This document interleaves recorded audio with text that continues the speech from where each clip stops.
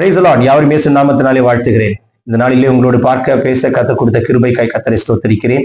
இன்றைக்கு ஆண்டவர் நமக்கு தருகிற தீர்க்க தரிசன வார்த்தை 1 கொரிந்தியரின் புஸ்தகம் 14ஆம் அதிகாரம் 1ஆம் வசனம். அப்போஸ்தலனாகிய பவுல் கொரிந்தியருக்கு எழுதின 1ஆம் நிருபம் 14ஆம் அதிகாரம் 1ஆம் வசனம்.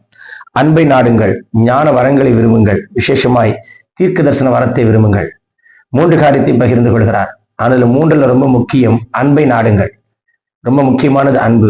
எல்லாரும் ஞான வரங்களை விரும்புவார்கள், விசேஷமாய் தீர்க்க தரிசன வரத்தையும் விரும்புவார்கள். ஆனால் அன்பை நாட மாட்டார்கள். எல்லாத்துக்கும் அஸ்திபாரம் தேவ அன்புதான். அன்பிலே 2 வகை உண்டு. ஒன்று அகாப்பி அன்பு, இன்னொன்று ஈராஸ், அதாவது மாம்ச அன்பு. அந்த தெய்வீக அன்பை தான் கர்த்தர் எதிர்பார்க்கிறார். யாரிடத்திலும் கைமாறு கருதாமல் செய்கிற ஒரு அன்பு.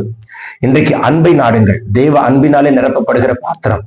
அன்பின் அபிஷேகத்தால் உங்களை நிரப்ப விரும்புகிறார். அபிஷேகத்துக்குள்ள ஒரு அன்பு இருக்கிறது. அதுதான் அன்பின் அபிஷேகம்.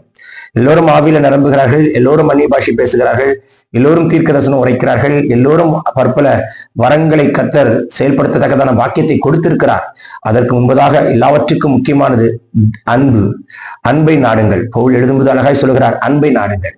அதனால்தான் ஆவியின் கனியிலே முதலாவது அன்பை எழுதுகிறார். என்னதான் இருந்தாலும் சரி, சத்தமிடுகிற வெண்கலம் போல இருந்தாலும், ஓசைடுகிற கைத்தாளம் போல இருந்தாலும், யாதொரு ரகசியத்தை வெளிப்படுத்துகிற வரம் இருந்தாலும், அன்பிறக்கிறாவிட்டால் எனக்கு ஒன்றும் இல்லை. இன்றைக்கு கர்த்தர் ஒரு அன்பை தர விரும்புகிறார். யார்ட்டையும் கசப்பா இருக்காதீங்க. எனக்கு அவனை பிடிக்காது, இவனை பிடிக்காது, அவங்ககிட்ட பேசுவேன், இவங்ககிட்ட பேசுவேன், அவங்ககிட்ட பேச மாட்டேன், இவங்ககிட்ட பேச மாட்டேன், அவங்க நடையில கால் வைக்க மாட்டேன், இவங்க நடையில கால் வைக்க மாட்டேன், சொல்லவே சொல்லாதீங்க. எல்லோரையும் நேசிக்கிற, எல்லோரையும் சமமாய் பார்க்கிற அந்த தெய்வீக அன்பு நமக்குள் இருக்குமானால் எழுதி கொள்ளுங்கள் சகோதரா சகோதரி. உங்க வாழ்க்கையில நீங்க கேட்காமலே கர்த்தர் ஆசீர்வாதங்களை அளவில்லாமல் கொடுக்க வல்லவரா இருக்கிறார். வானம் திறக்கப்படுகிறதை பார்க்கிறேன். இந்த நாளில் தம்முடைய அன்பின் அபிஷேகத்தை ஊற்ற விரும்புகிறார். யார் மேலாவது கசப்பு இருக்குமானால் அவங்களை பார்த்து ஒரு சின்ன ஸ்மைல் சிரித்து விட்டு போய் விடுங்கள். அது உங்களுக்கு பலனா இருக்கும். அது உங்களுக்கு வர வேண்டிய ஆசீர்வாதம் தானாய் வரும். ஏன் இந்த கசப்பு நிமித்தம் நமக்கு வர வேண்டிய ஆசீர்வாதத்தை நாம் ஏன் தடை பண்ணுவானேன்? இந்த கோபத்தின் நிமித்தம் நமக்கு வர வேண்டிய ஆசீர்வாதத்தை நாம் ஏன் தடை பண்ணுவானேன்? இந்த பொறாமை நிமித்தம் நமக்கு வர வேண்டிய ஆசீர்வாதத்தை நாம் ஏன் தடை பண்ணுவானேன்?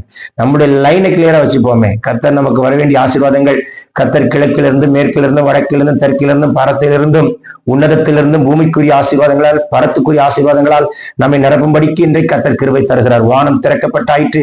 இன்னைக்கு ஒரு ஆசீர்வாதத்தை எழுதுகிறார். அது யாரும் தடுக்க முடியாது. கர்த்தரை கொண்டு வந்து கொடுப்பார். இயேசு நாமத்தினாலே பெற்றுக்கொள் மகளே. வியாதி நீங்கட்டும், பலவீனம் மாறட்டும். பேசிக் கொண்டிருக்கும் பொழுதே கட்டுகளை உட்டை தெரிகிறார். Take this prophetic word. அன்பை நாடுவோம். இந்த ஒரு வார்த்தை தான், அன்பை நாடுவோம். இன்னைக்கு எல்லார்ட்டையும் அன்பா இருங்க, யார்ட்டையும் கசப்பா இருக்காதீங்க. கசப்பா இருக்கிறன்ட்டு அன்பா இருங்க, மகிமை காண்பீர்கள். Take this prophetic word. Amen, amen, amen. God bless you.